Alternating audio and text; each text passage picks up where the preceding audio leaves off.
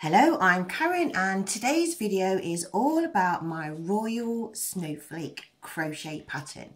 As you can see in front of you there is a snowflake, and as I said it's a Royal Snowflake, and the reason why I know it's a Royal Snowflake is because I managed to translate a pattern, okay, but just so that you can all understand, right, for all of those conspiracy theories people out there in the world that are going to come across my video, for all of my beautiful crocheters around the world, I'm really quite excited about this. So if you remember, if we go right back to the beginning, you can see, look, it's just so beautiful. In the beginning of my story, of when I started doing my research, I had Queen Victoria.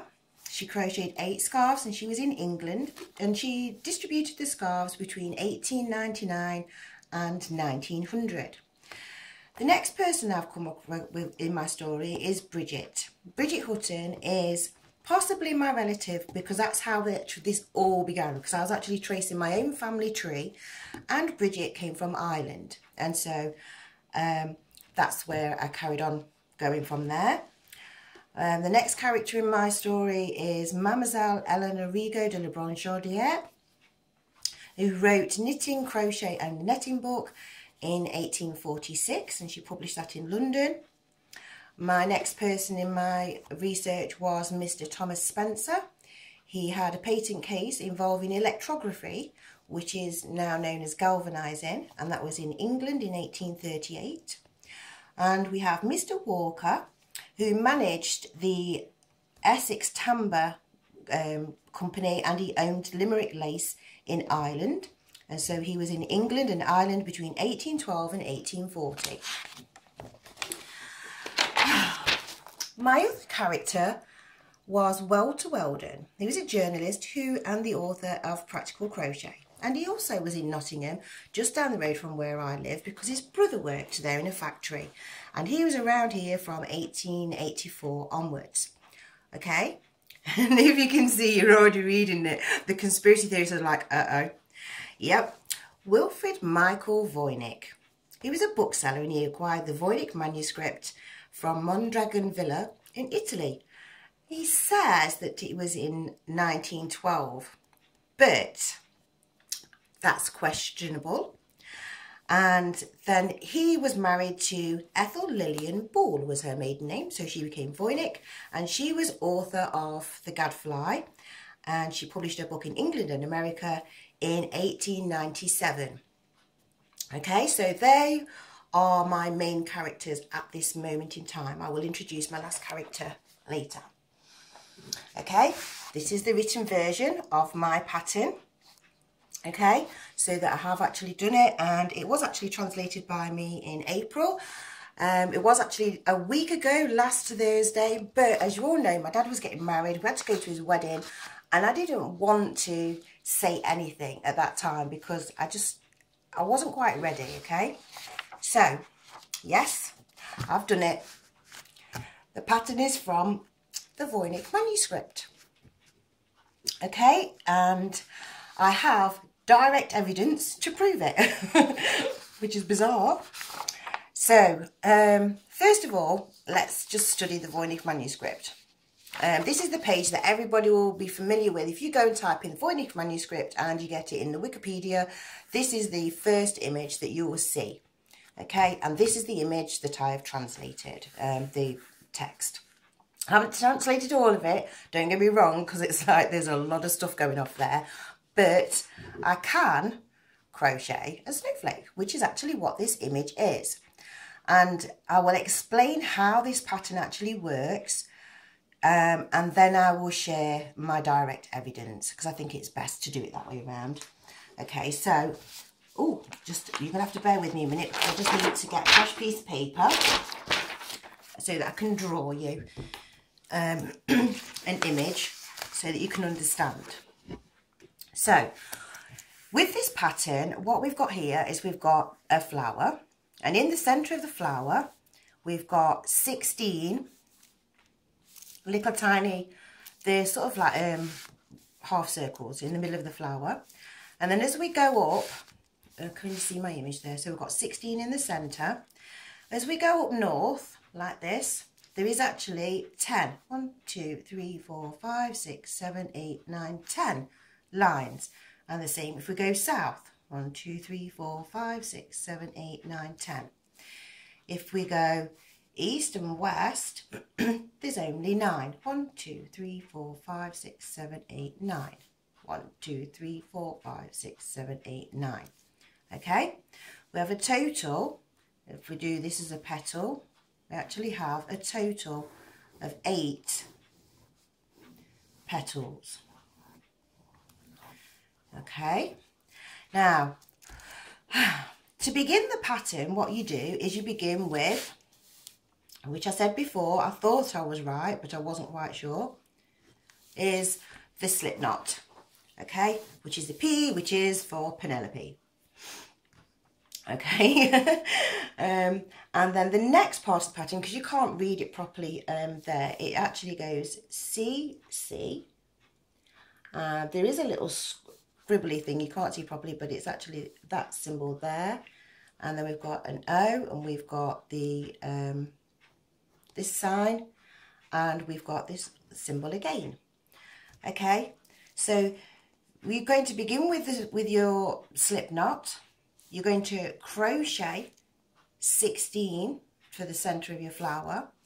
You're going to, once you've done your 16, you then go up 10.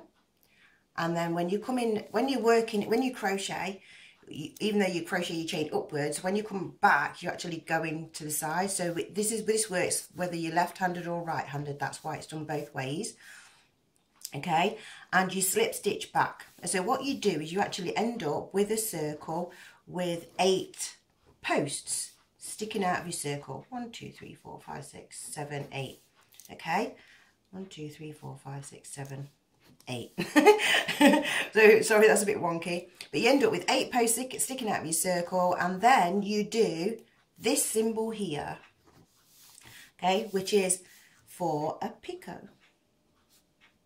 A picot stitch, okay, and then you're going to then do this symbol here, the 0, is actually not really a 0. It actually means a slip stitch, but it also means a chain stitch because it has 2 meanings, okay. And this symbol here is actually a 2, okay, and then you got the next symbol again, which is another picot stitch, okay. And so then when you actually perform this and follow the actions as this says, which is the first part of the thing, of the instructions, you actually get this. This is what I crocheted from my translation, okay. And so why is the snowflake so important? The snowflake is actually a common name, snowflake flower, and it's a common name for Queen Anne's lace. And when you actually go and have a look, the actual plant for Queen Anne's lace is actually a wild carrot. There's a little bit of a pun there and sense of humour with the royal family, I do believe, with their red hair. Okay, so there we have it. I have my links to my royal family. However, I needed that direct evidence, you know, something that you could say, yes, you're definitely right, 100%. Even though I've crocheted the flower, I've got my link to the royal family again. And actually, the wildflower is native to the River Nile, which I'd already said that I did believe that our ancestors could be traced through our royal family all the way back to the River Nile in Egypt. And so then, if we have a look inside the manuscript again, on the inside cover, there is actually, in pencil, I can't read this little bit properly there, but this bit says, De Rico, Census, Vol. 2, 1846 to 1847. That is a code written by somebody that actually either A, translated the pattern a long time ago, or B, deliberately wrote that in there as part of the clues to be able to follow. Okay, this reference is De Rico census. If you look on the actual census in the British records, you will find that Mademoiselle Rigaud de la Branchonnière appears only once in the census records. Okay, the Rico is the R is for Rigo. It's been put on the actual stick because it should be a picot, as in the picot stitch. And volume 2, she only made one book as far as we're all aware, but she actually did, inside that book is the braid chain that I shared in my previous videos, which was doing a chain with 2 strands of yarn together. Okay, so that links me back to Mademoiselle Rigo. And then this page here, it's got all of the different symbols, and I know that they're really hard to see in this video here, but you want to go check me out, go and check it out, because you can see for yourself, right? You look up close, get your magnifying glass, you know I'm right. So how do I know I'm right? Because here I have it, the list of the royal signatures. I've begun with Richard II, even though that I did say, and I still am going with this, that actually Mademoiselle Rigo de la Branche-Chaudière is actually Eleanor, Queen Consort of England, who she was of Castile, it says, but that's because she owns that piece of land. She actually was part of the royal family, and so she just owned that part of Spain. So that's my Spanish link, and the Rigo is Spanish for irrigation, which I explained in my other video. So as we look at the royal signatures, we can see that there's a common theme going off here, and it's hooks and loops. Okay, they've all got something that represents a hook and a loop, but in particular, King Henry VI, his name here, he's got this lovely swirls going off, and he's used a mirror image of a P for his letter R. Okay, and so he was alive in 1422 to 1461, and I believe that he is actually the person who wrote this book, this particular one. I don't believe that he actually invented crochet at all. I believe that when he was king, he inherited the royal family secrets, and this was one of the secrets, okay? And so how they knew, and so they could keep track of it, was that in their signatures. So we have these beautiful loops here, which we've demonstrated in my other videos, and you can see these if you have a look on this particular page here. I can't tell you the actual page number, what it's listed as in, but it's, if you go in Wikipedia, it's all there. There's a whole load of pages that you can actually look to help you with your research. Then we move on. We can't really see King Edward V's signature because it was very, very tiny. But we still got these hooks and these loops. By the time we get to King Henry VII, we've got this definite thing going off with the swirls. We've got this little tiny scene here, which, and we've got this the symbol that I was showing you there, if you know, like for counting with. And if we carry on, we can have a look, because I did demonstrate in one of my other videos, we've got all of these swirls in Mademoiselle Rigo's work. And one of her, it was, I'm not sure which book it was actually in, but these swirls are exactly the same as Queen Elizabeth's swirls. Okay, if we look at Edward here, we've got hooks and loops in there. We've got the same symbols in Henry VIII. Okay, so all of these things, all of the royal signatures, they all carry on with this thing. Okay, so the reason why I believe that it is the royals' secret, obviously I've shared here. I think that the direct evidence is enough, but there's one more character that I'd like to introduce you to. Okay, so I've just got to turn back my page because it's on the other page of my book, just so that you can understand, because like I said, whoopsie-daisy, in the beginning I said to you I'd got Queen Victoria and she crocheted 8 scarves. Why did Queen Victoria crochet 8 scarves? Because the symbol 8, which appears inside the Voynich manuscript, actually equals a double crochet. Okay, and then so she's sent out the 8, which is her code. So she sent out a code message at this point of time. And we've got Mademoiselle Eleanor Rigo de la Branche-Chaudière is the anagram to lead us back to Queen Eleanor, Queen Consort Eleanor. who was married to King Edward I. Thomas Spencer, now this is the one that's brilliant. Thomas Spencer, there was a patent case involving electrography. And you know, in my very early videos, I was convinced there was something to do with this and Queen Victoria, but I couldn't quite work it out what it was. Now I know for sure. Okay, what they did is they essentially, the royal family was trying to find out who they could actually trust. So they published some work under fake names. Yeah, there was, you know, just like authors all do. They have a pen name, which is like Penelope, a pen name. Okay, so they so what they did is they sent the book containing Thomas Spencer's invention, which actually was written by Mr. Walker. Okay, and it was all about it was the historical works to do with engraving, because these was both master engravers. Okay, so they knew that they'd done their work. They sent their work to the publishers. The publishers claimed that it was theirs, and then Thomas Spencer went to court about it and saying, no, actually it's mine. And he argued his case in court.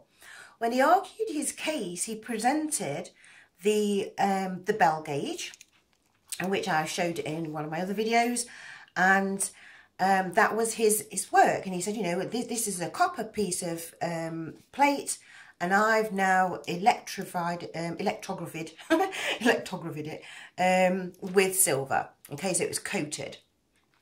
And so they questioned him. It's like, hang on a minute, what is this device? And so he explained it was a bell gauge. It was a measuring device to be able to measure. So it's got lots of different sized holes in it, so that you could measure the sizes of the actual hooks. But he says that actually, but that though wasn't his. That was actually Mademoiselle Rigaud's. And so it was like, well, who's Mademoiselle Rigaud? And he's like, oh, well, she's my friend she's invented crochet.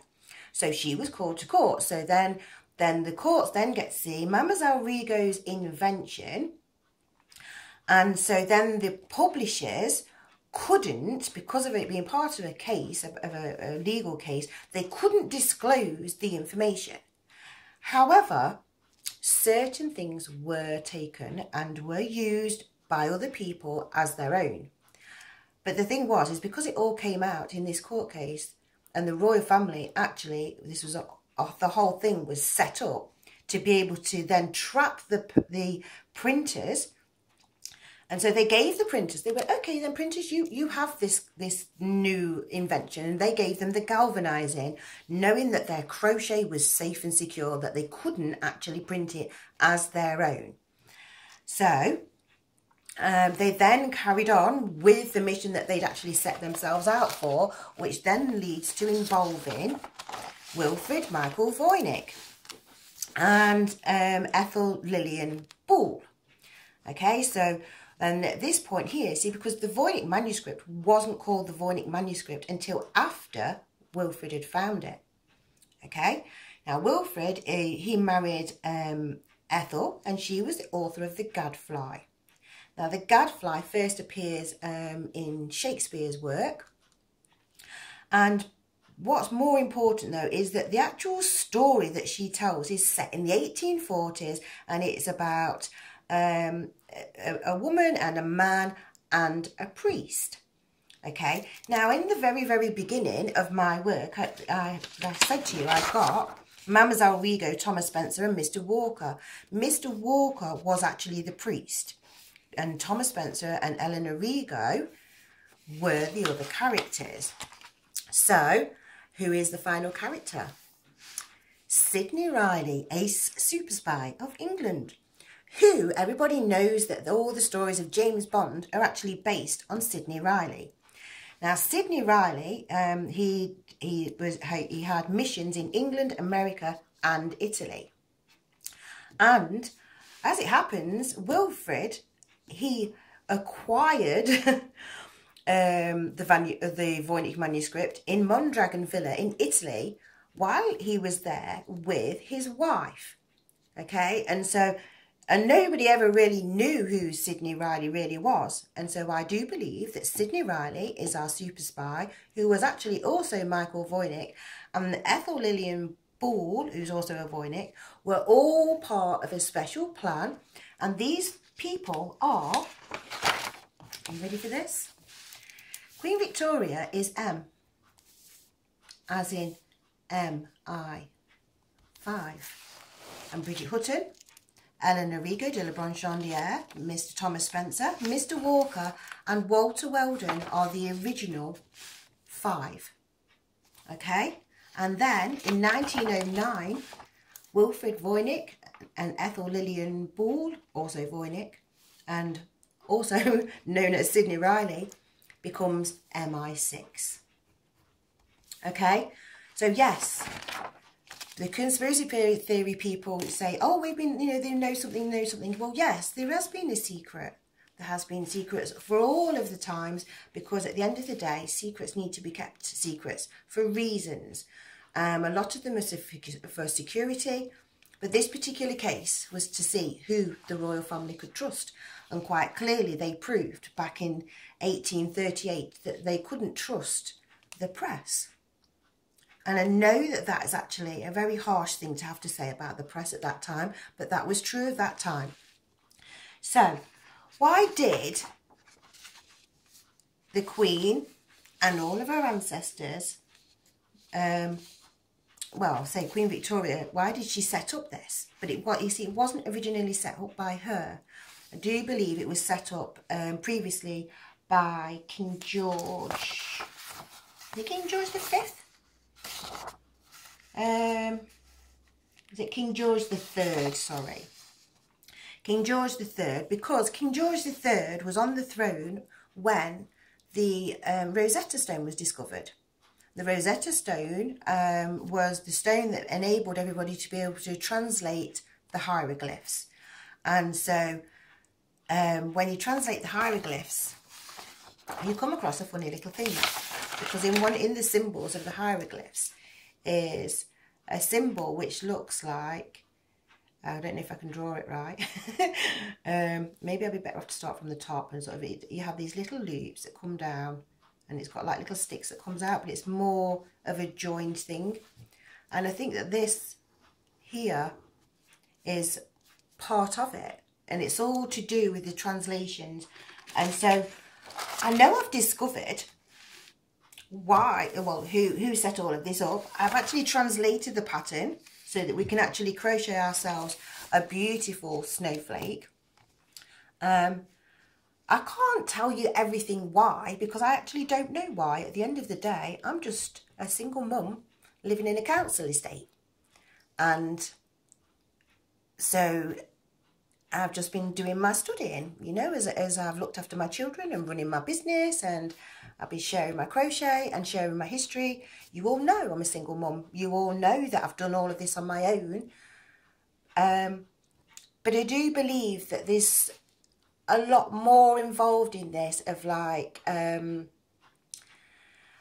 countries possibly have been holding something against England and the royals because they knew that they'd got a secret. And I'm sorry if you're all going to be disappointed that the secret turned out to be crochet, but I think it's much more than crochet, because why would the Queen go to such an extent to be able to set all this up? So maybe it's because at the end of the day, we've got a royal family that is a royal family of inventors. And maybe they've invented something really special that they wanted actually to be acknowledged for. But because they're the royal family, they can't. I don't really know. So this is it. The secret's out. And I don't know what I'm supposed to do with it. I'm half expecting for like, knock, knock, knock on the door. Excuse me, young lady. But no, and in all honesty, I believe that I've got direct evidence. Like I said, I'm sharing the evidence with my royal family. I think this is enough to prove that I am right. And I just want to say thanks, guys. I'm not actually publishing my actual pattern for this, because technically this is not actually really mine.